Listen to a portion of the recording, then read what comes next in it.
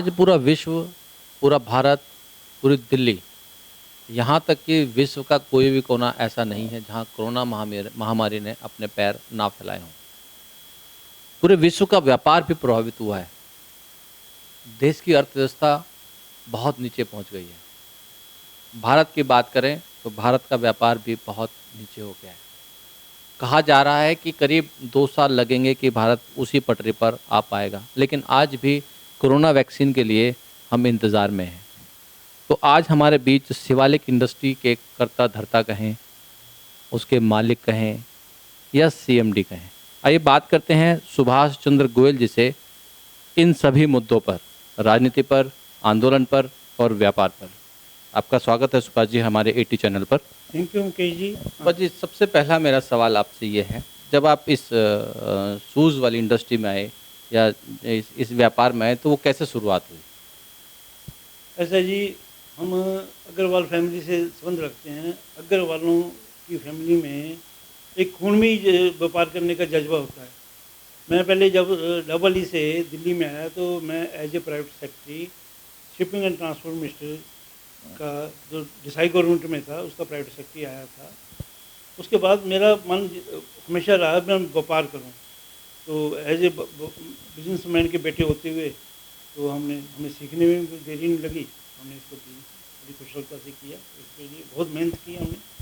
उस पर साइकिलों पे भी चले, मोटरसाइकिलों पे भी चले, आज भगवान की वजह से गाड़ियों पे भी चल रहे हैं। सुभाष जी, जूता इंडस्ट्री हमेशा ऊपर नीचे हमेशा होती रहती है, मौसम के अनुसार भी चलती है। तो इसके अंदर कौन कौन सी किस किस तरह की समस्याएं इस इंडस्ट्री में आती हैं? देखो ये इंडस्ट्री जो पहले थी, जब मैं एंटर किया था तो ये एक उसकी इंडस्ट्री थी जो सर्दी का विंटर सीजन की इंडस्ट्री थी। गर्मियों को कोई माल नहीं बनता था, सिर्फ लेदर पे ही डिपेंड करते थे। लेदर की चप्पल बनती थी या हवाई चप्पल बनती थी। उसके बाद इसमें बहुत तरक्की हुई। जब से हमारा इंटरनेशनल व्यापार शुरू हुआ, बाहर से इंपोर्ट करना शुरू किया, मशीनें बाहर से आनी शुरू हुई, तो हमारी जूता ने बहुत तरक्की की है।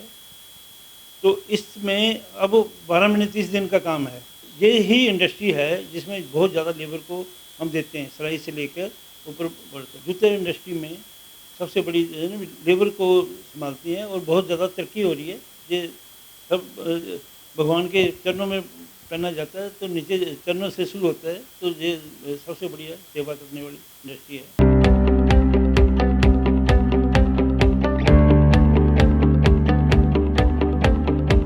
जब लॉकडाउन हुआ उससे पहले जो स्टॉक था, जूते का स्टॉक, क्योंकि बहुत ज़्यादा दिन नहीं चल पाता, कहा जाता है कि कई लोगों से बात करने के बाद, कई इंडस्ट्री से बात करने के बाद, कि स्कूल का एक जो जूता होता है वो मार्च के बाद बिकना शुरू होता है। तो जैसे ही मार्च में लॉकडाउन लगा तो वो जो स्टॉक था उसके बारे में क्या कहेंगे आप, कि कंपनीज़ को कितना नुकसान हुआ या कंपनीज़ को क्या करना चाहिए अब? मुकेश जी, आपने बहुत अच्छी बात पूछी है। हमारा जो स्कूल शूज़ का सीज़न है वो अप्रैल से स्टार्ट होता है।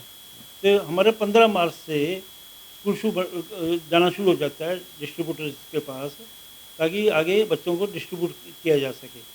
और 6 महीने पहले से बनना शुरू हो जाता है। तो लोगों के पास बफर स्टॉक था, लोगों ने बहुत बना के रखा हुआ था। तो एकदम 22 मार्च को लॉकडाउन लग गया। लॉकडाउन लगने के बाद जो माल 15 मार्च के बाद गए हुए थे, ट्रांसपोर्ट में पड़े थे, कुछ पहुंच गए थे, कुछ नहीं पहुंचे थे, वो भी आगे काम नहीं आए क्योंकि स्कूल बंद हो चुके थे। तो सेल नहीं हुई, उनको बहुत भारी नुकसान हुआ। बड़े बड़े ग्रुप उसमें फेल हो गए हैं, उसको दिक्कत आ रही है आगे पेमेंट करने में और आगे सीजन चलाने में बड़ी दिक्कत आ रही है।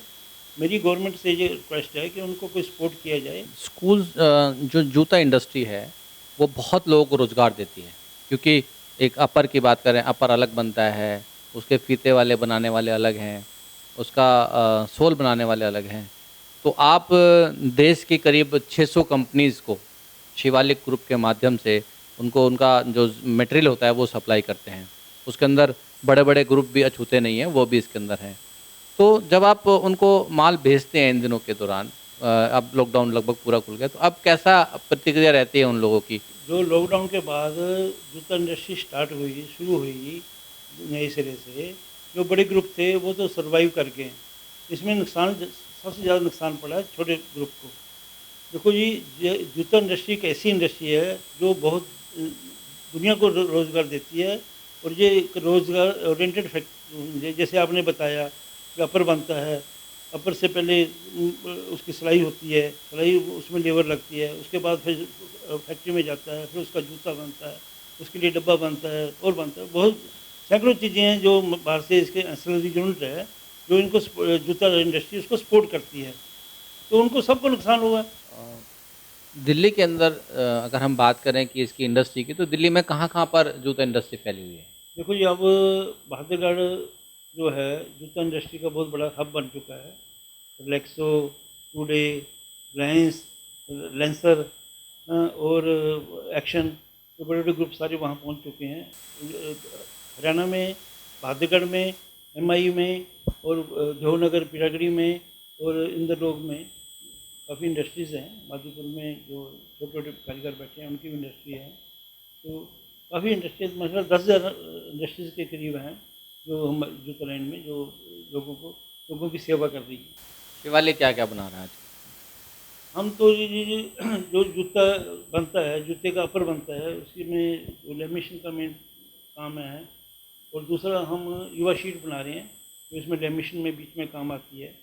तो ये ये जो इंसोल है, जो पतावा है, जूते में पड़ता है, वो हम बनाते हैं, अपर का मटेरियल बनाते हैं, कपड़े का हम लेमिनेशन करते हैं, तो ये हमारा काम है।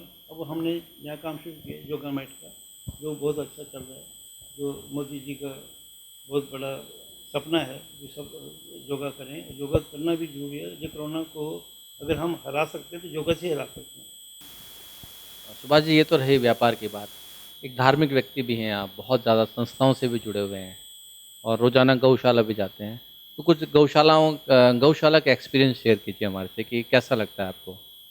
देखो जी, मैं गौशाला जाता हूँ, सुबह सवा 4 बजे उठता हूँ, उठ के अपना नित्यकर्म करके और फ्री होकर मैं 6 बजे के करीब, उससे पहले योगा भी करता हूँ। योगा करके 6 बजे के करीब मैं और मेरी मिसेज़ और 1-2 परिवार और साथ लेके मैं जाता हूँ गौशाला। जाके वहाँ गौओं की सेवा करते हैं, जो भी हमारे से बनता है। तो हमें तो बहुत आत्म शांति मिलती है, बहुत संतुष्टि मिलती है वहाँ गौओं की सेवा करके। पंजाब, हरियाणा और न जाने कितने ही राज्यों के किसान बॉर्डर पर बैठे हुए हैं, जो मोदी जी ने 3 बिल इन किसानों के फ़ेवर के लिए किए। तो क्या किसानों का जो ये आंदोलन है 14 दिन से लगातार बैठे हैं, पिछले दिनों 1 दिन का भारत बंद भी ऐलान किया जो विफल हुआ, तो उसको लेकर आप क्या सोचते हैं कि वो किसान ठीक हैं या फिर कुछ बताइए उसमें? देखो जी, जो किसान आंदोलन चल रहा है, इसमें 10% लोग जो है ना, जो आंदोलन में हैं, 90% संतुष्ट हैं, जो मेरी मेरी सोच है। जो ये पंजाब से ज़्यादा किसान आए हुए हैं, पंजाब के किसान आज वर्ल्ड में सबसे रिचेस्ट किसान है। आज उसको सब्सिडी मिलती है, बिजली फ्री मिलती है, गवर्नमेंट उसको पूरी सपोर्ट कर रही है। उसके बावजूद भी वो एजिटेशन कर रहे हैं। मुझे तो समझ नहीं आती भी क्या चाहते हैं गवर्नमेंट से।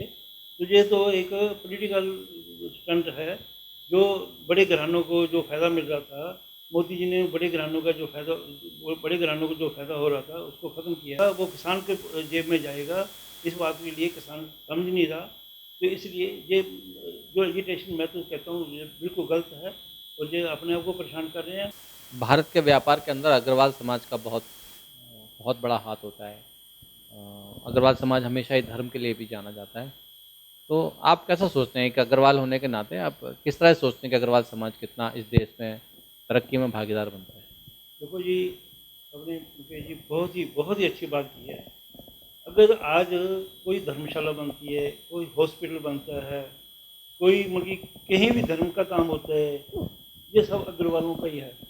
जो अग्रवाल हैं, ये बढ़ चढ़ के देखते हैं। अगर आज अग्रवाल जो है, वो आज मेरे हिसाब से सबसे ज़्यादा दानी है।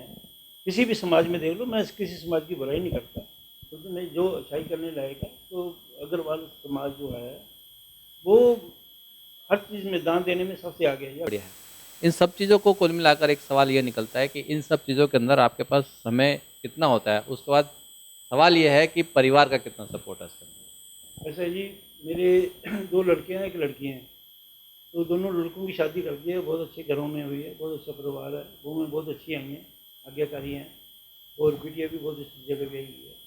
तो मैं फैमिली की तरफ से तो फ्री हूँ, बच्चे मुझे कोई डिस्टर्ब नहीं करते। अब कोरोना काल में मैं ऑफिस में आता ही हूँ, मेरी कोई ज़िम्मेवारी नहीं है। धन्यवाद सुभाष जी। अभी आप देख रहे थे हमारे सुभाष चंद्र गोयल जी के साथ मुलाकात, जिन्होंने बताया कि देश तरक्की की ओर है। बेशक कोरोना काल है, ऐसी विपदाएँ आती रहती हैं, लेकिन देश हमेशा तरक्की की ओर रहता है। हमारे देश के यशस्वी प्रधानमंत्री श्री नरेंद्र मोदी जी का बहुत-बहुत धन्यवाद करते हैं कि देश में ऐसे प्रधानमंत्री बाद में नहीं आएँगे। सुभाष जी का ये भी कहना है कि समाज को, देश को, कोरोना को एक पॉजिटिव वे में लेना चाहिए। यहाँ तक कि उसको एक अपॉर्च्युनिटी, यहाँ तक कि एक उन्हें एक अपॉर्च्युनिटी समझना चाहिए और इससे सीख कर इससे ज्ञान लेकर आगे बढ़ना चाहिए। समाज तभी आगे आएगा। Mukesh Kumar, ET news. स्वस्थ रहें, कोरोना से डरें नहीं, कोरोना से लड़ें।